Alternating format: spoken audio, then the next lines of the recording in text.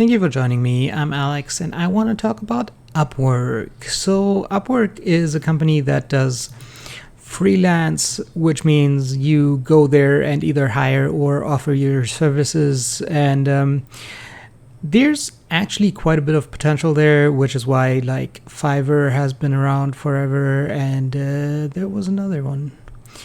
Regardless, so obviously the market there is growing, and I assume that because of the current situation, there will be a lot more people offering services that may not have been offered before. And so I think that things might actually be growing significantly. Obviously, could also go the other way, where people don't hire other people for stuff that they can maybe do themselves just worse. So could go either way. Not really a prediction. I do expect there to be quite significant long-term growth though. Current price just under $15, which gives them a market cap of $1.8 billion. There's no dividend. I don't expect there to be a dividend, especially not anytime soon. I would expect that to be probably a decade out, unless things go really well. Revenue, $301 million, which is up about 20%. So obviously 20% is not insignificant. With the earnings of negative $30 million, which is up almost 100%. So that's a bit of a problem, but nothing too severe right now. Obviously, we'll have a look at the balance sheet, but loss of $30 million, not a problem for a company with $1.8 billion market cap. Revenue growing only 20% with such a significant loss is a bit of a problem for me. So they're losing 10% of their revenue, which is quite significant. So current PE is negative 60. Forward PE is unlisted. Current PE is also unlisted, but I like to calculate that anyway. Total assets, $446 million. Total liabilities, $187 million, which gives them a total stockholders' equity of $259 million.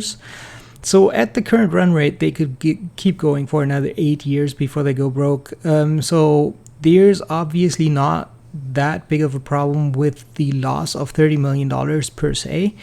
I kind of wonder where it gets too significant though. So I would expect them to be growing far more than the 20% they had last year. If I were to really buy a growth stock for the growth and nothing else, then I think this 20% is not really enough.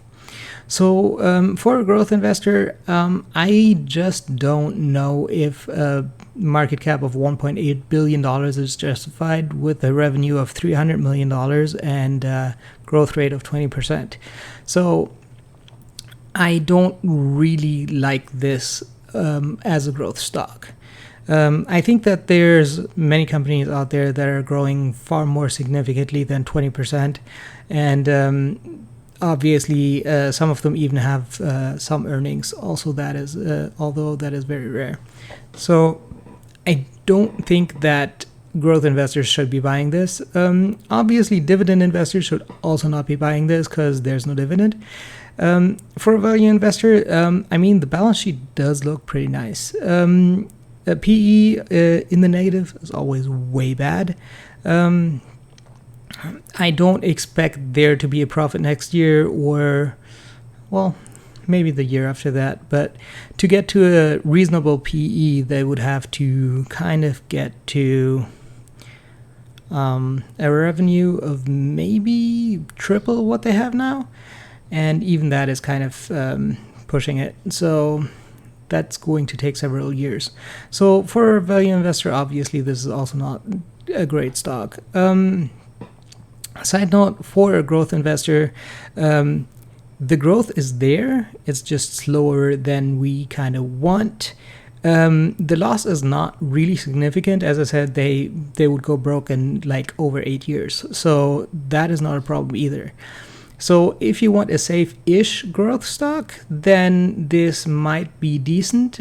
The problem is that I think it's way overpriced. So I really think that there's probably far better options out there for growth stocks. That's it for me for today. If you like this video, make sure to subscribe. I'm coming out with more videos every day before market open. I hope you have a successful day.